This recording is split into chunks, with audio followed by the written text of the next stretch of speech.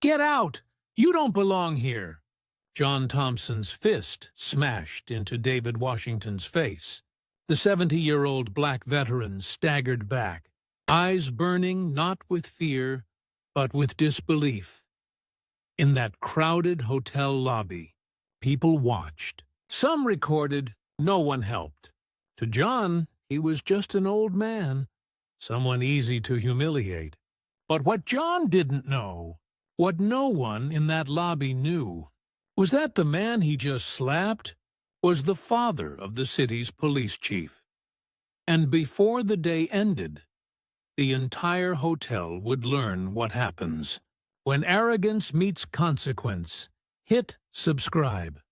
The hotel lobby was buzzing with morning chatter, the sound of rolling suitcases, the clink of coffee cups, the low hum of travelers checking in and out, and right there, standing quietly by the reception desk, was David Washington, 70 years old, shoulders still broad from decades of military service, his uniform long retired, but his posture, his discipline, still carried that unspoken weight of respect. He wasn't there to cause trouble. He wasn't even staying at the hotel. He was there to meet an old friend, a fellow veteran passing through town. But trouble has a way of finding the wrong people. Across the lobby, 3 men laughed loudly, their voices cutting through the calm like static. Dressed in suits that screamed privilege, they carried themselves like the world owed them everything. At their center was John Thompson, tall, arrogant, son of the hotel's wealthy owner, a man who had never heard the word no in his entire life. When John's eyes landed on David, something flickered. Disdain, maybe, or entitlement. The old veteran was sitting on one of the plush lobby chairs, quietly sipping water, waiting for his friend. John frowned. He nudged his friend. "Hey," he sneered. "This area's for guests." David looked up slowly, polite but firm. "I'm just waiting for someone, son." But that single word, son, burned like gasoline on John's ego. His smirk vanished. His jaw tightened. "Don't call me that, old man," he snapped, stepping closer. "You think you can just sit here? This isn't some public bench. Get up before I make you." A hush rippled across the lobby. A few people paused, sensing something wasn't right. The receptionist froze, unsure what to do. David stood, calmly, steadily. His voice never rose. "Respect costs nothing, young man. You might try it sometime." And that's when it happened. John's hand flashed, fast and sudden.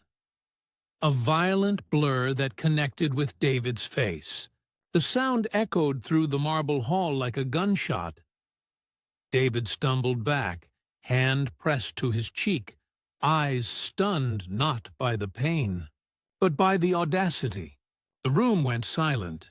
No one moved. No one spoke. Only the faint hum of an elevator filled the void. John puffed his chest, breathing hard, adrenaline rushing through his veins. "That'll teach you to stay in your place," he muttered. But in that instant, he sealed his fate, because as David straightened, slow, deliberate, there was something in his gaze that made even John hesitate. Not anger, not fear, something colder, sharper. And then the hotel doors opened. 2 police officers walked in, one of them tall, broad-shouldered, radiating command. The name on his badge read, Chief Marcus Washington, David's son. He had arrived early to meet his father for lunch. His eyes swept the scene, the stunned crowd, the trembling old man, and John Thompson standing too close, his knuckles still red. For a brief moment, no one spoke. Then Marcus's voice cut through the silence. Low, calm, but edged with steel. "What?" he said slowly.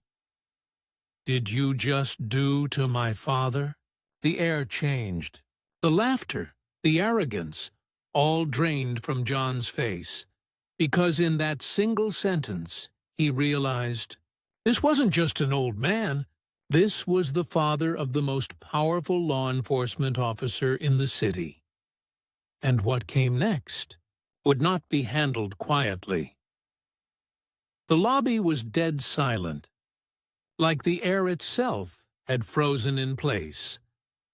Chief Marcus Washington stood there, tall, composed, but his eyes burned with a quiet, dangerous focus. The kind that didn't need shouting, didn't need threats, the kind that came from control. John Thompson swallowed hard. His arrogance, that smug confidence he wore like armor, cracked under Marcus's stare. His friends stepped back, pretending they weren't part of it. "Sir, I didn't know he was your—" John began, stammering. Marcus raised a hand, stopping him cold. "Does that change what you did?" he asked, his voice calm but heavy. "If he wasn't my father, would that slap still be justified?" The question hit harder than any punch. The lobby guests shifted uncomfortably. The receptionist's hands trembled on the counter. David, still steady despite the sting on his cheek, placed a hand on his son's arm. "Marcus, don't," he murmured softly. "He's not worth it." But Marcus didn't move his gaze. His jaw clenched. He could feel every eye in the room watching, waiting. Then, with deliberate precision, he pulled out his badge and held it up for everyone to see. The sunlight caught the gold emblem, casting a gleam across John's stunned face. "I am Chief of Police," Marcus said, voice low but carrying through the entire lobby. "And this man," he gestured toward David, "is a decorated veteran who's done more for this country than you ever will." John's mouth opened, but nothing came out. "You struck him. In public. In my city," Marcus continued. "And I promise you, there will be consequences." The arrogance that had filled John's tone earlier was gone. He tried to stand tall, but the fear was visible now, in his twitching jaw, in the beads of sweat forming along his temple. Mr. Washington, it was just a misunderstanding." John's father's voice boomed suddenly. The hotel owner, Richard Thompson, had emerged from the hallway, alerted by the commotion. Expensive suit, cold eyes, a man used to buying his way out of trouble. "Your officers can stand down, Chief. I'll handle this personally." "My son didn't mean any harm." Marcus turned slowly toward him. "Didn't mean any harm?" he repeated, his voice dipping low, dangerously controlled. "He humiliated a veteran in front of a room full of witnesses. I call that assault, not a misunderstanding." Richard's smile faltered. He wasn't used to hearing no, but Marcus wasn't just a cop. He was a Washington, and no amount of money or power could buy him off. He stepped closer, his voice sharp. "Here's what's going to happen. I'm taking statements from every witness in this lobby. The security footage will be seized, and your son," he looked directly at John, "will be placed under arrest." John took a step back. "Arrest? You can't—" But Marcus cut him off. "Try me." A collective gasp rippled through the onlookers. The chief's authority filled the room like thunder rolling through the walls. Marcus turned to his officers. "Cuff him." And as the silver glint of handcuffs snapped around John's wrists, David Washington watched silently. No pride, no satisfaction, just quiet dignity. Justice was being served. But Marcus knew this wasn't over, because the way Richard Thompson glared at him, like a man whose power had just been challenged, said only one thing. This fight was going higher. The slap was just the beginning, and soon Marcus would discover the hotel was more than a place of business. It was a cover for something darker, something his father had unknowingly stepped into. The next morning, the sunlight poured into Marcus Washington's office, glinting off the polished badge on his desk. But the shine couldn't hide the storm in his eyes. The arrest had made headlines. Police chief arrests hotel heir for assaulting elderly veteran. The public called it justice. The powerful called it trouble. Marcus knew better. When a man like Richard Thompson said nothing, it meant he was planning something. He leaned forward, fingers steepled, voice low. "Pull everything we've got on the Thompson Hotel Group," he told his deputy. "Permits, tax records, ownership transfers, all of it." The deputy nodded, but hesitated. "Chief, you think this is bigger than an assault case?" Marcus looked up slowly. "I know it is, because David Washington wasn't just hit by some entitled kid, he was targeted." Marcus could feel it. Every instinct honed from years in law enforcement told him this wasn't random. Meanwhile, in the holding cell downtown, John Thompson sat behind bars, pacing. His expensive shoes scuffed the concrete floor. He wasn't scared of the cell. He was scared of his father's silence. Across town, Richard Thompson sat in a dark corner of his office. Phone pressed to his ear. A voice on the other end was calm. Too calm.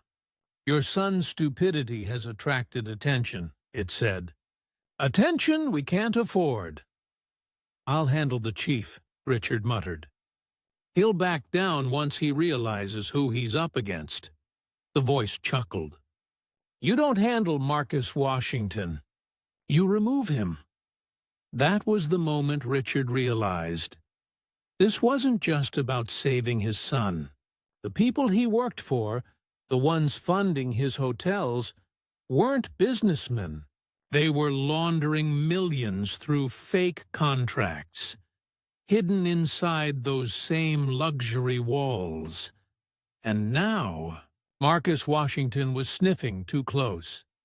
Back at headquarters, Marcus's screen lit up with documents, one after another, fake invoices, duplicate payments, offshore accounts. But one file froze him cold. Project Patriot. Security Contract Renewal, approved by City Finance Board. The signature below, Richard Thompson, and beneath that, another name he hadn't expected, Deputy Commissioner Harold Blake. Marcus leaned back, breath slow, anger coiling tight in his chest. It wasn't just the Thompsons, it was his own department. He stood, walking to the window, watching the city below. His city, where men like his father built everything they had from nothing. And now, men like Richard Thompson were poisoning it from the inside. He whispered under his breath, "You picked the wrong man's father to hit." Because Marcus wasn't just going to arrest John Thompson. He was going to bring down everyone who thought power made them untouchable. But what he didn't know was that the Thompsons had already made their move. That night, two black SUVs pulled up outside David Washington's small home on the east side. The headlights went off, engines idled, and the men inside weren't there to talk. The street was quiet, too quiet, the kind of silence that made the air feel heavy, like the city itself was holding its breath. Inside his modest home, David Washington sat by the window, a cup of black coffee in hand. His hands trembled, not from age but from memories. Decades in the army had taught him that peace was never real. It was just the moment before chaos. He glanced outside, and that's when he saw them. Two black SUVs. No markings, no plates. They didn't belong. His soldier's instincts kicked in. The hairs on the back of his neck stood tall. Slowly, he reached for his cane, pressing a hidden latch near the handle. A faint metallic click echoed, revealing a concealed steel baton inside. The car doors opened. 4 men stepped out. Suits, sunglasses, expressionless. David exhaled. "So, it begins," he muttered under his breath. They moved toward the door, slow, confident, like wolves circling a wounded prey. But David Washington was no prey. When the first knock came, it wasn't polite. It was a demand. "Mr. Washington, open up." He didn't move. "Sir, we just want to talk," another voice said, false calm dripping from every word. David's eyes hardened. "You're about 30 years too late for that." The next moment, the door burst open. The men stormed in, but the first one didn't even get a chance to shout. David swung his baton with a soldier's precision. A crack echoed, and the man dropped instantly. Another lunged. David sidestepped, swept his legs, slammed him into the wall. The third reached for his gun. But the old veteran struck first, jabbing the baton into his throat. The man choked, staggered back, gasping. Then, headlights appeared from the corner of the street. Sirens, blue and red flashing through the windows. The attackers froze. They hadn't expected backup. The front door exploded open again, and this time it wasn't the hitmen. It was Marcus Washington. "Dad!" he shouted, weapon drawn. David lowered the baton, chest heaving. "Marcus," he said, voice steady but tired. "You took your time." Marcus scanned the room. 3 men on the floor, 1 bolting out the back. His officers chased after him into the night. "Who sent them?" Marcus asked. David shook his head. "You already know who." Marcus's jaw tightened.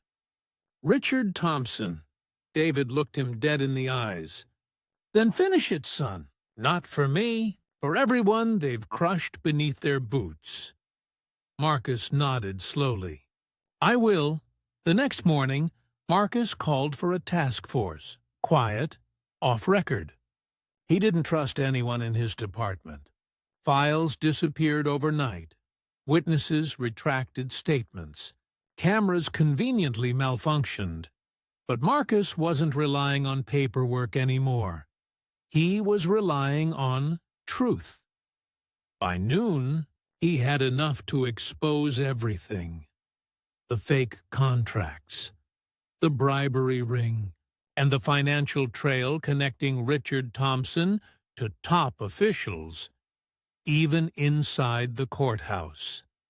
The web was massive, and now Marcus was standing right in the middle of it. He knew what had to be done. He just didn't know if he'd live long enough to finish it, because the moment he stepped outside the precinct that afternoon, a bullet shattered the windshield of his cruiser. The war had just begun. The bullet missed him by inches. But the message was clear: back off or die trying. Marcus Washington didn't flinch. He'd faced worse. Ambushes in alleys, dirty cops in the ranks, politicians who smiled in daylight and stabbed in the dark. But this was personal. He ducked behind his cruiser, heart pounding steady, not fast. The kind of calm that comes from years of walking the line between law and chaos. "Sniper shot," he muttered into his radio. Southbound side, track the trajectory. Static, then silence. They'd jammed his comms. He crouched low, scanning the rooftops. The city moved like nothing happened. People walking, horns blaring, life going on, completely unaware that their police chief was being hunted in broad daylight. Then, movement. A shadow on the adjacent rooftop. Marcus aimed, one clean, precise shot. The figure fell, tumbling from the ledge onto a parked van below. A tattoo on the man's neck caught Marcus's eye. THG, the Thompson Hotel Group. So they weren't just running money, they were running men. He holstered his weapon, jaw tight, and got back in his cruiser. His next stop wasn't the precinct, it was the source. 30 minutes later, Marcus pulled up to the luxury Thompson Grand Hotel, the crown jewel of Richard Thompson's empire. Gold doors, marble floors, men in suits pretending not to see the corruption beneath their shoes. He walked through the lobby, slow, deliberate. The receptionist froze when she saw his badge. "Chief Washington," she stammered. "Mr. Thompson's in a meeting?" "Not anymore." The elevator ride was silent. Numbers blinked upward. 14, 15, 16. Penthouse. The doors slid open. Richard Thompson sat behind a glass desk, city skyline glittering behind him. Calm, confident, smiling like he still owned the world. "Marcus," he greeted coolly. "To what do I owe the pleasure?" Marcus stepped forward, tossed a folder onto the desk. Pages spilled out. Bank transfers, shell companies, photos of his son, John, in handcuffs. "You owe it to the people you've been stealing from," Marcus said quietly. "And to the man your son assaulted." Richard leaned back, chuckling softly. "You think you can take me down with paperwork?" Marcus's eyes were ice. "No, I'll take you down with the truth." Richard's smirk faded. "You don't understand how this city works." Marcus leaned in, so close their reflections merged on the glass. "Oh, I do. I just stopped playing by its rules." Then, before Richard could respond, the door burst open. Agents in tactical gear stormed in. "FBI! Hands where we can see them!" Richard's face drained of color. You can't—" Marcus raised an eyebrow. "I told you. This wasn't paperwork. He'd sent everything, every file, every name, to federal investigators before coming here. He knew he might not walk out alive, but he'd made sure the truth would." As the cuffs snapped around Richard Thompson's wrists, Marcus turned toward the window, watching the city below. For the first time in a long time, he felt the weight lift. His father was safe. Justice, real justice, had been served. But deep down, he knew this wasn't the end, because corruption doesn't die. It hides. It waits. And Marcus Washington, the son of a veteran, was ready to hunt it wherever it lived next. The sun dipped low over the city skyline, its golden light spilling through the blinds of a quiet hospital room. David Washington, the 70-year-old veteran who had once stood broken and bleeding in a hotel lobby, now sat upright, his back straight, eyes focused on the doorway. He didn't flinch when it opened. Marcus stepped in, still in uniform, still carrying the weight of justice on his shoulders. But this time, there was something different in his eyes. Peace. He set a small metal badge on the bedside table. "It's over, Dad," he said quietly. "Thompson's empire, gone. His son's behind bars. Every officer who looked away, fired. And the hotel you were attacked in—" He paused, letting a small smile form. "Belongs to the people now. Community ownership," David exhaled slowly. "Justice?" Marcus nodded. "Justice," the old man chuckled. A deep, weary laugh that came from somewhere between pain and pride. "Didn't think I'd live to see it." Marcus sat beside him. "You fought your battles on foreign soil. I fought mine here, but we both served the same flag." For a long moment, neither spoke. The sound of the city filtered in. Horns, footsteps, the faint hum of life returning to order. Then the door creaked again. A nurse stepped in, holding a folder. But when she saw the two men, she smiled softly and stepped back. "Take your time," she whispered, closing it behind her. David turned to his son. "You know, when he hit me that day, it wasn't the pain that broke me. It was thinking this country had forgotten what I fought for." Marcus's voice was low, steady. "It hasn't. Not while I'm still wearing this badge." The veteran's eyes shimmered. "Then maybe I did something right." Meanwhile, across town, in a dimly lit cell, Richard Thompson sat on the edge of his bunk, head in his hands, suit wrinkled, dignity gone. From outside, the sound of a guard echoed, "Mail call." A letter slid under his door. Plain envelope, no name. Just two words stamped in black: "Forgotten honor." Inside was a photo, a younger David Washington, standing beside a platoon of soldiers. On the back, a note in Marcus's handwriting: "For every man your greed tried to destroy. Remember, some of us still fight for something bigger than power." Richard stared at it, and for the first time in years, felt something like shame. Back at the hospital, David reached into his coat pocket and pulled out an old, weathered medal. Scratched, dull, but still shining faintly in the sunlight. He pressed it into Marcus's hand. "This belongs to you now," he said. Marcus frowned. "Dad, that's your service medal." David smiled. "No, it's ours. You earned it when you stood up for me, when you stood up for them." Tears threatened, but neither man let them fall. Instead, they just sat there.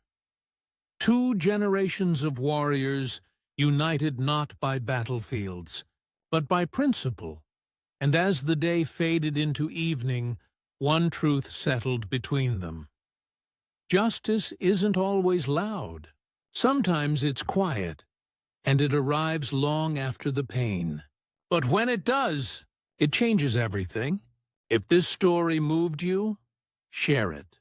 Because sometimes the fight for dignity doesn't happen on the front lines.